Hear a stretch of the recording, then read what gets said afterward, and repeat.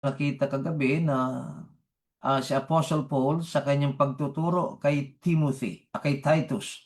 Now remember, ang book of Titus is one of the pastoral epistles. The other two are 1st and 2nd Timothy. These books are written for pastors.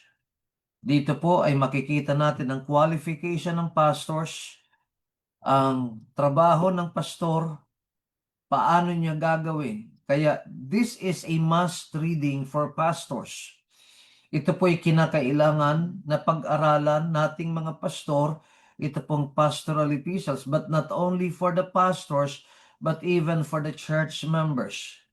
One of the essential elements in order for us to have good relationship between the pastor and the members is what? Understanding.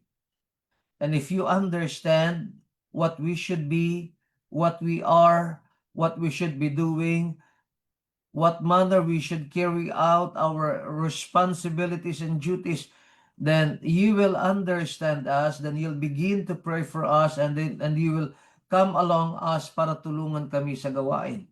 Now, ang turo ni Apostle Paul, magturo ka, Titus, ng sound. Pag nagturo ka, it should be in accord with sound doctrine. Ang sound doctrine, mga kasama, ang ibig pong sabihin niyan, maayos o malusog o tamang doktrina. Kaya nagturo si Apostle Paul, sabi niya, there is sound doctrine for the aged men. Kanya pong binanggit dyan kung anong dapat ang aged men in verse 2.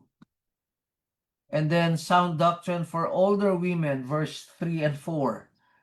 Sound doctrine for young men o young women. At ngayon po ang ating pag-aaralan, sound doctrine for young men. Now, if you notice mga kasama, ang pagtuturo at pangangaral ng salita ng Diyos should include every member of the church. No one should be left behind. Wala po dapat ang pababayaan natin. Everyone must learn. Mula matanda hanggang bata, dapat po sila ay maturuan. Hindi ho dahilan na ang mga bata pinababayaan na lamang nating nagtatakbo, naglalaro, dahil bata pa yan. No, train up a child in the way he should go, and when he is old, he will not depart from it. So let us go now to the fourth group of people na dapat turuan ng sound doctrine, ang mga young men. Sound doctrine for young men. Now, do not forget, pastors, to teach our young men sound doctrine. Look at verse number 6. Young men likewise, can you go to the next line? Exhort to be sober-minded. Exhort to be sober-minded. Sa Tagalog po ang pagkakalagay, turuan mo rin ang mga kabataang lalaki na maging mapagpigil sa sarili. Yan po ang dapat ituro sa mga kabataan. Si Chrysostom po, isa sa mga matatandang manggagawa after ng mga apostles, ay nagsabi po ng ganito, nothing, can you go to the next line, is so hard at this age as to overcome pleasure and follies. Alam po ninyo, ang panahon ng kabataan ay mahirap na kapanahunan pagdating sa kabanalan. Ang panahon ng kabataan, mahirap na buhay sa pakay ng kabanalan at katuwiran. Bakit po? Puno po iyan, ang gusto niyan, layaw, kasiyahan, at kahangalan. Pleasures and follies. But listen carefully. Ito po hindi po ito sinabi lamang ni Chrysostom na isang mangangaral. Maging ang Biblia po ay lipos ng aral patungkol sa panganib sa kapanahunan ng mga kabataan. Halimbawa po in the book of Psalms, David spoke about the sinfulness of the youth. Si Haring David po ay nagpahayag, ang manunulat ng mga awit, patungkol sa kasalanan ng mga kabataan. Halimbawa po, dito po sa Psalm chapter 27 verse 7, sabi ho rito, remember not the sins of my youth, nor my transgressions, according to thy mercy remember thou me, for thy goodness sake, O Lord. Panginoon, ayon sa iyong kabutihan at pag-ibig, alalahanin niyo ako. Pero huwag ang mga kasalanan at pagsuway ko mula pa noong aking pagkabata. Alam po ninyo, ang kabataan ay panahon ng pagkakasala. Kaya dapat turuan natin ang mga kabataan. Yun din pong sinabi po rito sa Psalm chapter 119 verse 9. Psalm 119 verse 9. Wherewithal shall a young man cleanse his way? By taking heed thereto according to thy word. Kabataan po ang pinatutungkulan ni Haring David sa paano lilinisin ng isang binata ang kanyang daan sa pagdinig doon ayon sa iyong salita. Now, ito pong verse number 6 is another elaboration of pastoral duty. Can you go to the next line? Please follow me very carefully. I'm fast here. Who's the one handling the PowerPoint? Go to the next line. Mabagal eh. Here's another elaboration of pastoral duty. Ang pagpapastor, hindi po ito laro. Ang pagpapastor, hindi para sa tamad. Ang pagpapastor, alam niyo, ikinakatakot ko po ito eh. Wala po sana sa ating grupo ang nagpapastor dahil sa titulo at sa privileges. Kasi alam nyo, pag tinawag kang pastor, prestihiyoso po yan eh. Pero dapat nating tandaan, mga kasamang pastor, ang pagiging pastor ay isang mabigat at seryosong tungkulin. Kaya here is another elaboration of pastoral duty, and that is to teach the young men of the church. At hindi po pwede na paminsan-minsan lang.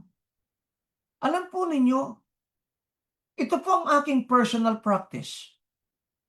Every time I have a chance to teach our young men, I teach them. Sa totoo lamang, kahit halimbawa, kasali ako sa basketball, I teach them. Kumakain kami, I teach them the Word of God. Every time I got a chance to teach our young people, I teach them the Word of God.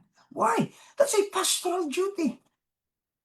Now, ang tanong ko po ay ganito, how is this duty carried out? Paano po natin ito ginagampanan, itong pagtuturo sa mga kabataang lalaki? Dalawa po ang ating makikita po rito. Number 1, by exhortation. By exhortation. Yan pong nakalagay sa verse number 6. Young men likewise exhort to be sober-minded. Exhort to be sober-minded. Notice the word exhort. In-underline ko po yan. I don't know kung naka-underline, hindi dito naka-underline sa akin sa pagkakagawa. Now, anyway, na yun pong salitang exhort, ang Greek word na ginamit po dyan, can you go to the next line? Sopronio carries a threefold idea. Meron pong tatlong ideya na ating makikita. Mayaman ang salitang soproneo na ang ibig pong sabihin, self-control, pagpipigil sa sarili. Yan ang dapat na ituro natin. Magpigil ng sarili, sound-mindedness, matinong pag-iisip, at sensible behavior, matalinong asal. Pag pinagsama niyo po yan, yan ang dapat ma-develop na karakter sa atin pong mga kabataan. Una po, paano natin tinutupad ang tungkuling turuan ng mga kabataan sa pamamagitan ng pagtuturo, by exhortation, by encouraging them. And number 2, by personal example. By personal example. In all things, shewing thyself a pattern of good works. Napansin po ba ninyo? Maging pattern daw po tayo ng good works in doctrine, shewing uncorruptness, gravity, sincerity, sound speech that cannot be condemned, that he that is of the contrary part may be ashamed, having no evil to say of you. Now, una sa lahat, I want you to notice, Ang pagtuturo ay hindi lamang sa salita, kundi by personal example. The teaching method of imparting knowledge must be reinforced with obedient action. First of all, by the pastor. Yung pagtuturo, pagsasalita ng salita ng Diyos, na pamamaraan upang magbahagi ng kaalaman ay dapat sinusuportahan o sinusundan ng pagsunod. And that's the thing na dapat makita sa atin. By personal example. Meron pong kasabihan, more is caught than taught. In other words, yung nakikita, naririnig, nararamdaman, mas maraming nakukuha doon kaysa pagtuturo. Now, this saying sums up the power of teaching by personal example. Go to the next line. Bakit hindi? Yun munang this saying sums up the power of teaching by personal example. Hindi mo nilagay. Okay. Yung more is caught than taught, dito po ay pinaikli lamang upang ipaabot ang kapangyarihan ng pagtuturo sa pamamagitan ng personal example. Now, people learn by what they see and observe than what they are taught verbally. Alam po ba ninyo? Di ba, naalala po ninyo yung Nestle Philippines? Ang ginagawa ng mga matatanda na mali ay nagiging tama sa paningin ng mga bata. Basta si tatay ang gumawa at si nanay, kahit mali iyan, magiging tama iyan. Why? Kasi tatay ka eh. Kasi nanay ka eh. Naalala ko tuloy, merong isang tinitrain akong manggagawa dito, nahuli ko. Gabi ang pinakikinggan. Secular music, naka-FM radio. Sabi ko, ba't yan ang pinakikinggan mo? Naririnig mo naman ang pagtuturo laban sa secular music. Alam niyo sinong itinuro? Bakit si Pastor so-and-so? Narinig ko, ganyan din ang pinakikinggan. People learn by what they see and observe than what they are taught verbally. I taught that person kung ano ang marapat. Pero may nakita siyang pastor na yun ang pinakikinggan. And he followed that person simply because more is caught than taught. I grew up with these words. Action speaks louder than words. Ang atin pong pagkilos, ang ating ginagawa ay nagsasalita ng mas malakas kaysa ating mga salita. If our action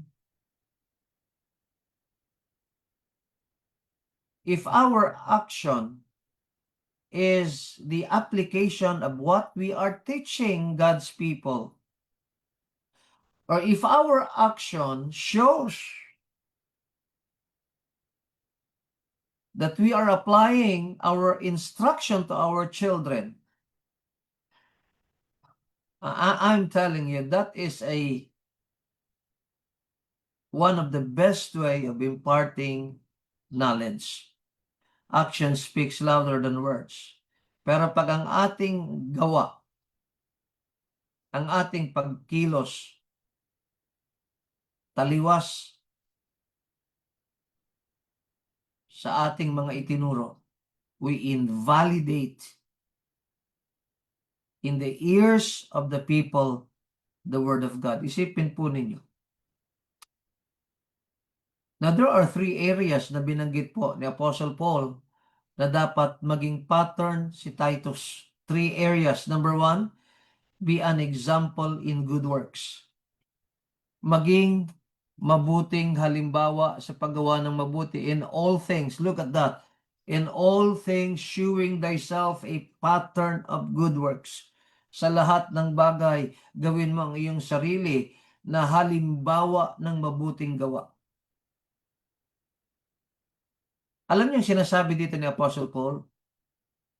Titus, maging halimbawa ka. Nang sa gayon, kung ano ka, ganun din ang magiging buhay ng mga kabataan. Kaya yung mga batang pastor, ang aking payo sa inyo, magsipag kayo. This is just a personal testimony. When I offered my life to God, I could still remember that day. Markadong-markado sa aking isip, vivid memory. Napakaliwanag pa rin. When I offered my life to God, when I surrendered my life,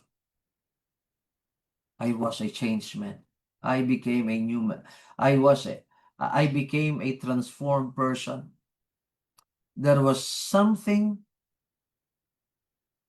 the intensity of my desire to serve the Lord was just so high.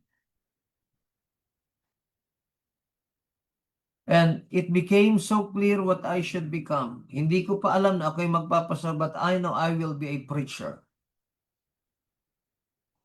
And I got so involved in the ministry. Maniwala ho kayo, payat po ako nung panahong yon. Si Pastor Felix, malaki na katawan. Muscle man. Arnold Schwarzenegger nga tawag ko sa kanya when we were younger. Pero ako po'y nagpapasalamat. Natuto po ako, nagkaroon ako ng puso. Biyaya ho ng Diyos yan. It was not natural. It was the grace of God that He gave me a heart just to serve Him. Wala na po akong inisip mula nung araw na ako'y nag-alay ng buhay sa Diyos na ako'y maglilingkod sa Panginoon. Dahil ako'y papasok sa Bible school, ako'y mangangaral, sinabi ko, this will be my life, and I put everything I've got. Lahat, nung ako po'y tinawag ng Panginoon, honestly, nagsikap akong mag-aral. Lahat ng paksa na dapat kong malaman, ibinuhos ko ang aking panahon sa pag-aaral, while at the same time working hard, because I need to develop ministry skills. Kagaya, hindi pwedeng puro aral ka lang. There must be application. Nag-aaral ako dahil magiging mangangaral ako. And then therefore, I must learn how to preach and teach. Be an example in good works. Kaya alam nyo ngayon,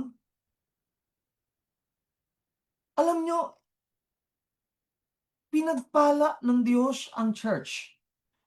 To say it in a personal way, God had blessed me with hard-working young men and church workers na hindi sila nag-iisip na pagod na sila o mainit. Walang ganon. When we work, we just work. You know why?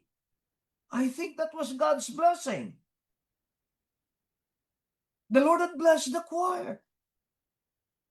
You know why? Because sa simula pa lamang ng ministry, wala kaming piano. Meron lamang akong maliit na organ na ibinigay sa akin. Halos laruan lamang. Yun ang ginamit kong magturo sa choir. Maliliit pa sila Jeremy, sila Den. Pinaawit ko na sila sa choir. We should be pattern or example of good works. Go to the next, please. Areas or pattern or areas we should be an example or be an example in doctrine sa ating pagtuturo. Sabi ni Paul kay Titus, Titus, turuan mo mga young men.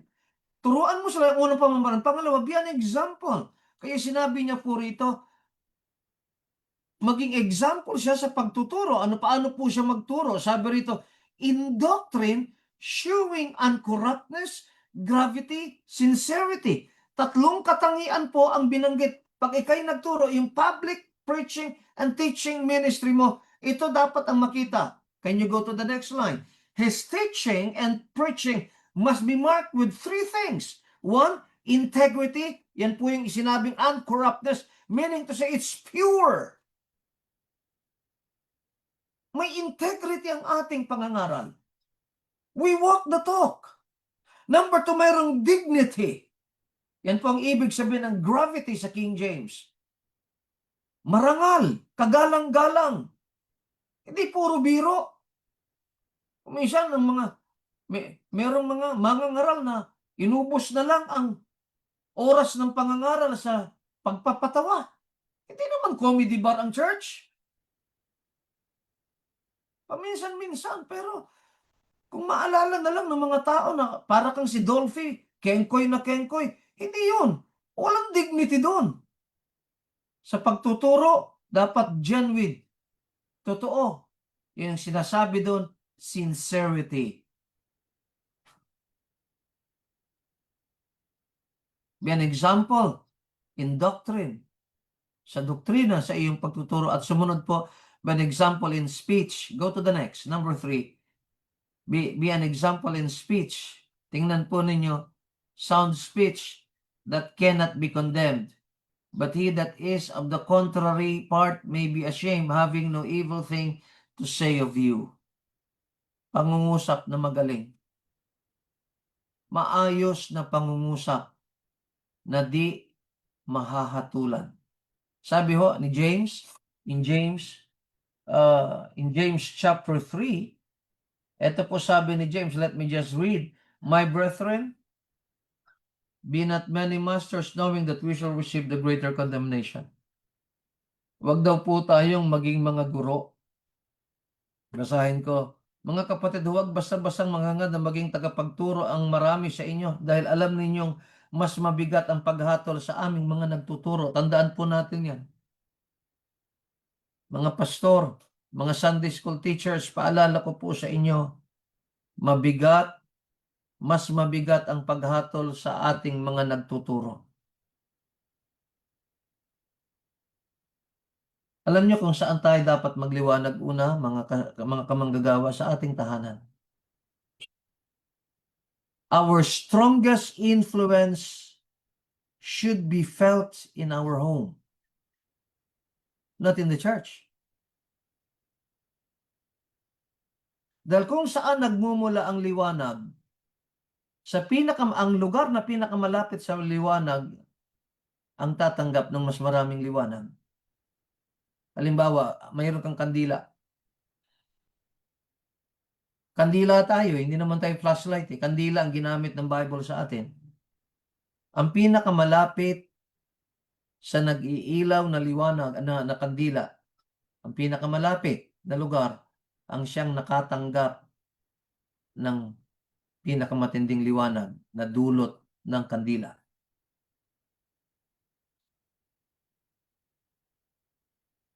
Kaya ang ang grupo ng tao who can feel our greatest spiritual influence is the people in our home.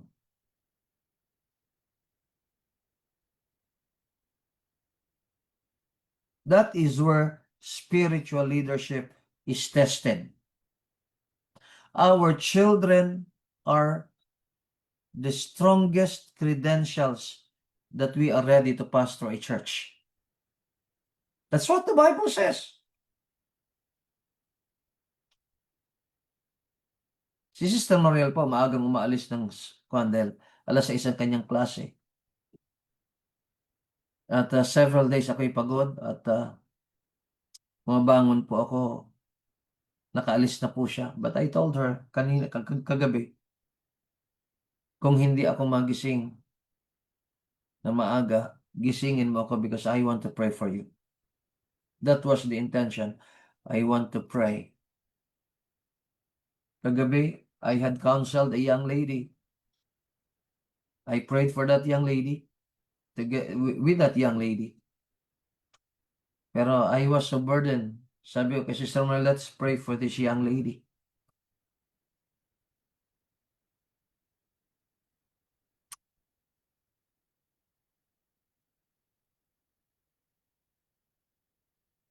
The place and the group of people who should feel the effects of your spiritual influence is your home, your family.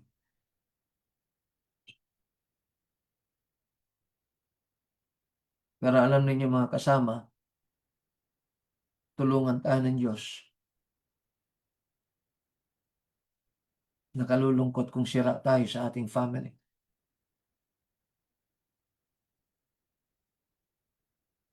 Pangungusap na magaling. Magaling ba tayong magsalita?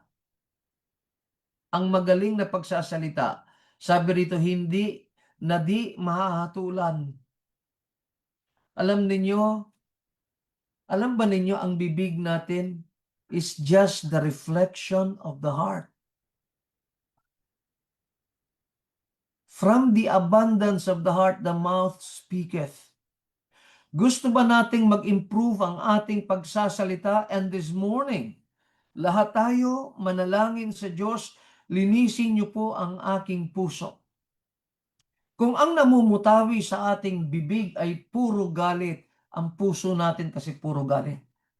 Kung ang ating puso, kahit ako mga kasama, meron akong naaalalang nangyari sa nakaraan. Ibig sabihin, nasa puso ko pa yun kasi nakapagsasalita pa ako. That should be cleansed. Kung ang puso natin ang ating bibig nagmumura, ang puso natin dapat ipalinis natin sa Panginoon. Ito nga ang aking sinasabi. Bakit marami sa atin ang hindi nagbabago? Think for a while. Ilang pastor ang sinikap kong tulungan at magbago. Pero bakit din nagbago? Tinuruan kong maging humble, hindi alam anong humility. Alam nyo bakit? Hindi naman kinikilala na hambog siya. Kung hindi natin kinikilala ang mga kasalanan o mali sa ating buhay, wala tayong dapat pagsisihan. Kaya nga, tamang ipanalangin natin, search me, O God, and know my heart.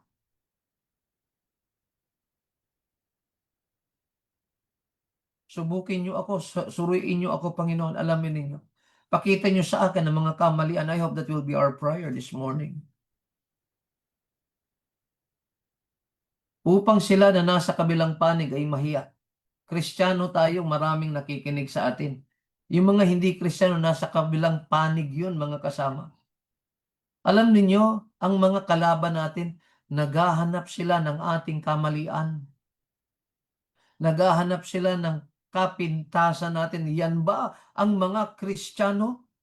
Kaya alam ninyo mga kasama, yung sinabi ni Apostle Paul kay Titus, basahin lang po natin. Can you share your verse? Sino bang naghahawak ng ating PowerPoint? Gusto ko lamang ipakita nyo ito. Bakit kailangan natin na maging maingat tayo? Verse 5. I just want you to see this verse number 5. Yung huli po, that the word of God be not blasphemed. Alam nyo ang niyuyurakan when we fail to speak well, when we act in an evil way, ang salita po ng Diyos ang napipintasan, ang hinahamak. Kaya mga kasama, let's be example. Sa tatlong lugar, okay na kapatid. Be an example or pattern in 3 areas. Be an example in good works, be an example in doctrine, be an example in speech. Pag namuhay ang pastor ng ganito, then the young men na kanyang tinuturuan na maging sober-minded, they will say, wow, ang pastor namin, pinamumuhay ang kanyang itinuturo. Consistent ang aming pastor. His life is consistent with his doctrines. Sound doctrine for godly living. They must hear it. And that sound doctrine must be lived by, dapat ipamuhay ng mga kapatid. Young men, panahon ng kasalanan, ang kabataan. Hindi pa kasi buo ang paninindigan. Bantayan natin ang ating mga kabataan. Panginoon Diyos, salamat sa inyong mga salita. At tulungan niyo po kami. Una kaming mga pastor na will teach faithfully the members of the church and will set an example. Tulungan niyo po ang mga kapatid. Lord, dalangin ko, linisin niyo ang puso namin. Alisin niyo ang galit, mga maruruming bagay. Alisin niyo po, Diyos, ang mga masasamang salita, masasamang pag-iisip, Panginoon. Cleanse us, O God. Bless niyo pong maghapon. In Jesus' name. Amen. Magandang umaga po at congratulations.